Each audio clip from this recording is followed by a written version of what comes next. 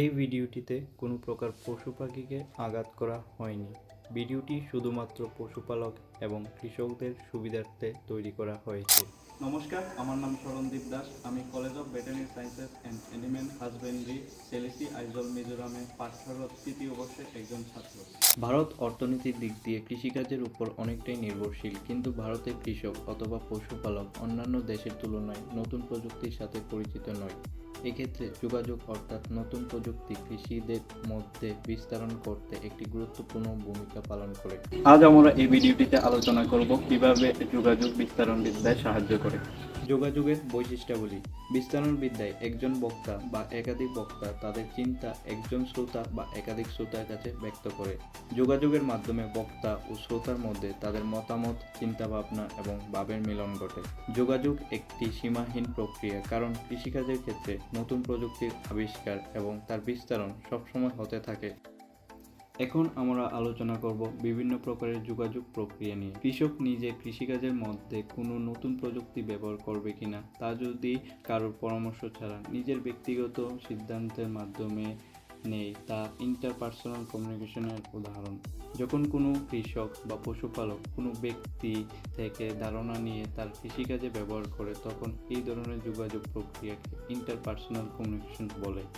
যখন কোনো কৃষক বা পশুপালক কোনো সংস্থা বা দুই বা অত্যধিক ব্যক্তি থেকে ধারণা নিয়ে থাকে, তখন তাকে গ্রুপ ডিসকাশন বলে। খবরের কাগজ, ম্যাগাজিন, রেডিও, টিভি ইত্যাদির মাধ্যমে একটি দেশের সমস্ত জনগণের মধ্যে যোগাযোগ স্থাপন করা হয়। এই ব্যবস্থাকে মাস কমিউনিকেশন বলে।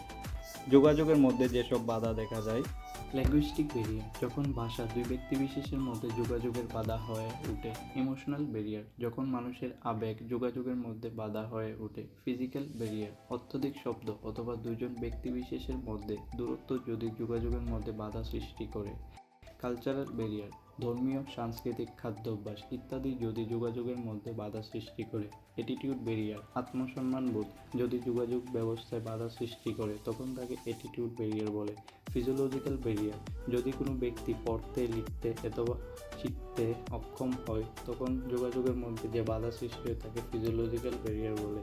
টেকনোলজিক্যাল ব্যারিয়ার, সময়ের সাথে সাথে তাল মিলিয়ে প্রযুক্তি দিন দিন খুব এগিয়ে যাচ্ছে। নতুন প্রযুক্তি ধারণ করার ভয়ে কৃষকদের মধ্যে সঠিক সময়ে সঠিক প্রযুক্তি পৌঁছে দেওয়া সম্ভব হচ্ছে না। এখন আমরা আলোচনা করব কিভাবে যোগাযোগ কৃষকদের সহায়তা করে। চাষবাসের ক্ষেত্রে যোগাযোগ খুবই গুরুত্বপূর্ণ, কারণ এটি গবাদি পশুদের স্বাস্থ্য এবং তাদের পরিচর্যার একটি মূল উপায়। যোগাযোগের মাধ্যমে পশুর স্বাস্থ্য ও উৎপাদন ক্ষমতা বৃদ্ধি করা যায় এবং কৃষকদের সাথে তাদের খরিদ্দার সরবরাহ এবং পশু চিকিৎসকদের সাথে ভালো সম্পর্ক গড়ে ওঠে। দলগত যোগাযোগ, ফোন, ট্রেনিং সেশন, সচেতনতা শিবির এবং কমিউনিটি মিটিংয়ের মাধ্যমে নতুন প্রযুক্তি, সরকারি পরিকল্পনা এবং বৈজ্ঞানিক প্রযুক্তি গ্রামের ছোট কৃষকদের কাছেও পৌঁছে দেওয়া সম্ভব। বর্তমান দিনে আধুনিক যোগাযোগ ব্যবস্থা যোগাযোগের সমস্ত বাধা হ্রাস করেছে। Mobile apps, televeterinary service, online tutorial কৃষকদেরকে নতুন প্রযুক্তির সাথে যে কোনো জায়গায় যে কোনো সময় হাতের নাগালে পৌঁছে দিচ্ছে।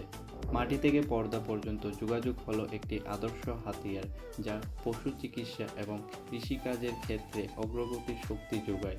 যখন আমরা কথা বলি, শুনি এবং শিখি, আমরা একসাথে বেড়ে উঠি। আশা করি ভিডিওটি আপনাদের ভালো লেগেছে। যদি ভালো লেগে থাকে চ্যানেলটিকে লাইক করে দেবেন এবং সাবস্ক্রাইব করে দেবেন। ধন্যবাদ।